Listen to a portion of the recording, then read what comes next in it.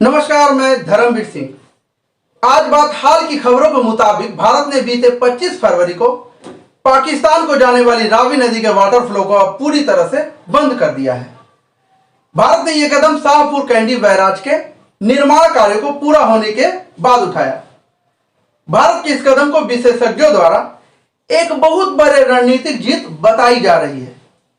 आसान भाषा में समझे तो इसका सीधा मतलब यह है कि अब रावी नदी का 1150 क्यूसेक पानी पाकिस्तान को नहीं मिलेगा और अब इसका लाभ भारतीय राज्यों को मिलेगा। आप सोच रहे होंगे कि अगर यह सब इतना ही आसान था तो यह कदम भारत ने पहले क्यों नहीं उठाया। तो आपको बता दें कि यह प्रोजेक्ट पिछले 3 दशकों से यूं ही मझधार में अटका था। अब सबसे पहला सवाल उठता है कि आखिर शाहपुर कैंडी बैराज का रावी नदी के फ्लो से कनेक्शन क्या है।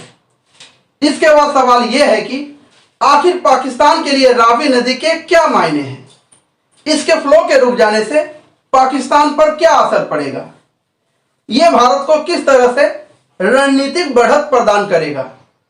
आज के इस वीडियो में हम इन्हीं सवालों के जवाब जानेंगे। लेकिन पहले आपको यह बता दें कि यह वीडियो यूपीएससी की परीक्षा के लिहाज से प्रासंगिक है।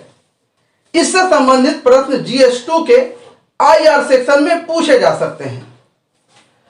हम इनसे जुड़े एक सवाल वीडियो के अंत में छोड़कर जाएंगे। इसका जवाब आप जरूर कमेंट सेक्शन में दीजिएगा।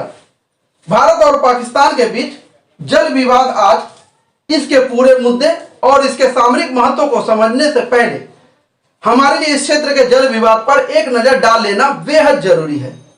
देखिए, दक्षिण एशिया दुनिया का सबसे अधिक घनी आबादी वाला क्षेत्र है। यहां के तकरीबन 1.3 अरब लोग अपनी पानी की जरूरतों के लिए इस क्षेत्र की नदियों पर निर्भर है। ये नदी घाटियां यहां के कई करोड़ लोगों को फीड करने के साथ साथ इस क्षेत्र का सिंगल लार्जेस्ट आर्थिक संसाधन भी है। दोस्तों, दक्षिण एशिया के सभी देश प्रमुख रूप से कृषि अर्थव्यवस्था पर निर्भर है। उनकी कृषि मुख्यतः नदी जल पर ही निर्भर है। जल संसाधन न केवल उनकी ऊर्जा मांग बल्कि विद्युत उत्पादन के लिहाज से भी अहम है। साथ ही इस देशों की औद्योगिक इकाइयों के लिए जल संसाधन जरूरी है। लेकिन जैसे जैसे देश में औद्योगिकीकरण, कृषि विकास, शहरीकरण और घरेलू मांग बढ़ रही है, वैसे वैसे ये जल संसाधन भी खत्म हो रही है। दक्षिण एशियाई क्षेत्र में आज हमें काफी बड़े स्तर पर पानी की कमी देखने को मिल रही है, जिससे यह क्षेत्र एक जल संकट ग्रस्त क्षेत्र में तब्दील हो रही है। एशियाई विकास बैंक के वाटर सिक्योर इंडेक्स में पाकिस्तान अंतिम पायदान वाले देशों में से एक है। इतना ही नहीं, कुछ अनुमान बताते हैं कि 2050 तक भारत में जल संसाधनों की मांग बढ़कर 1.4 ट्रिलियन क्यूबिक मीटर तक पहुंच सकती है। इससे भारत भी पानी की कमी वाले देशों की सूची में शामिल हो जाएगी। हिमालय क्षेत्र में हो रहे जलवायु परिवर्तन के चलते भी इस क्षेत्र में पानी को लेकर असुरक्षा बढ़ सकती है। कुछ रिपोर्ट यह दावा करती है कि आने वाले 3 दशकों में जब इस क्षेत्र के सभी ग्लेशियर पिघलेंगे, तब हिमालय से निकलने वाली नदियां जैसे सिंधु, गंगा, ब्रह्मपुत्र का प्रवाह साल के 12 महीने नहीं बल्कि साल के कुछ महीने ही रह जाएगी। इसके अलावा इन देशों में जल संसाधन का मिसमैनेजमेंट और भंडारण क्षमता भी समस्या बन जाएगी। इसके अलावा चीन और तिब्बत वाटर डायनामिक्स में बहुत महत्वपूर्ण भूमिका निभाते हैं। वे इसलिए कि इस क्षेत्र की ज्यादातर नदियां तिब्बत के पठार से निकलती है। इसी वजह से चीन को अपर मोस्ट राइपेरियन कंट्री यानी सबसे ऊपरी तटवर्तीय देश का दर्जा दिया गया है। असल में एक नदी जिस क्षेत्र से निकलती है उसे अपर राइपेरियन रीजन कहते हैं और जिस तरफ नदी बहती है उस सभी क्षेत्र को लोअर राइपेरियन रीजन कहते हैं। चीन और बाकी दक्षिण एशियाई देशों के बीच भारत की भौगोलिक स्थिति इसे एक मिडिल राइपेरियन पावर बना देती है।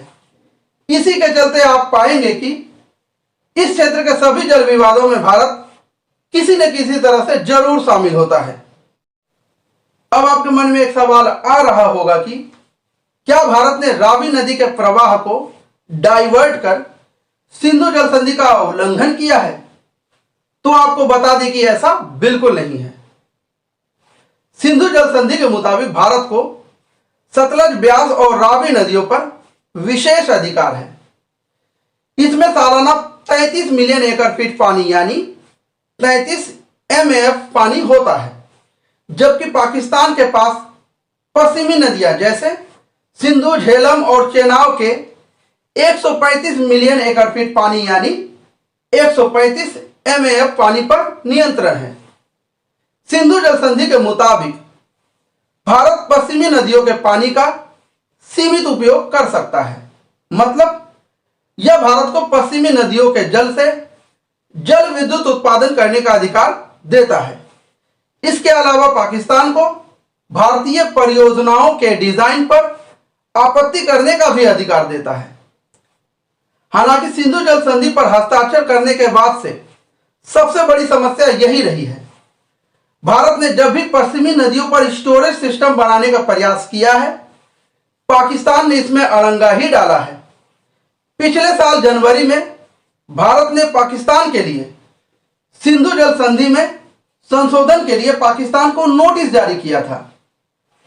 इससे भी पहले 2016 में प्रधानमंत्री नरेंद्र मोदी ने एक सार्वजनिक रैली के दौरान वादा किया था कि वो सतलज, ब्यास और रावी नदियों के जल संसाधनों को भारतीय किसानों के लिए पूरी तरह से ऑप्टिमाइज करेंगे। उन्होंने इस पर जोर दिया था कि नदियों के जल के वास्तविक स्वामी भारतीय किसान हैं। इस बात को सुनिश्चित करने के लिए सरकार द्वारा एक टास्क फोर्स का गठन किया गया था।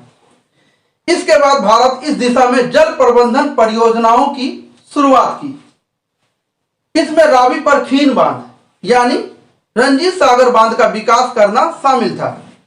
इन सब के बावजूद रावी नदी में लगभग 2 मिलियन एकड़ फीट पानी पाकिस्तान में माधवपुर के बीच अनयूटिलाइज फ्लो होता रहा।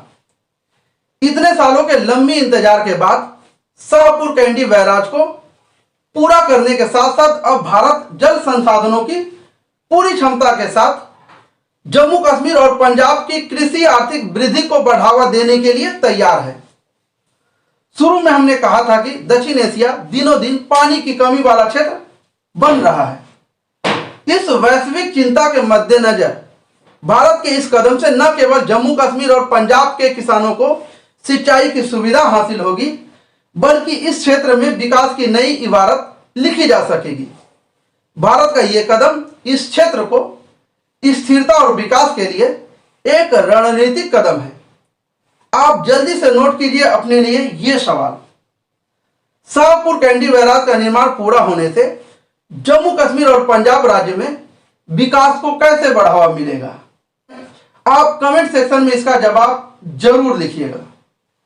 और एक सवाल, रावी नदी के फ्लो के रुक जाने से पाकिस्तान पर क्या असर पड़ेगा? तो यह समय की मांग है। समय पाकिस्तान को बता देगी। मिलते हैं नेक्स्ट वीडियो में, तब तक के लिए जय हिंद, वंदे मातरम, भारत माता की जय।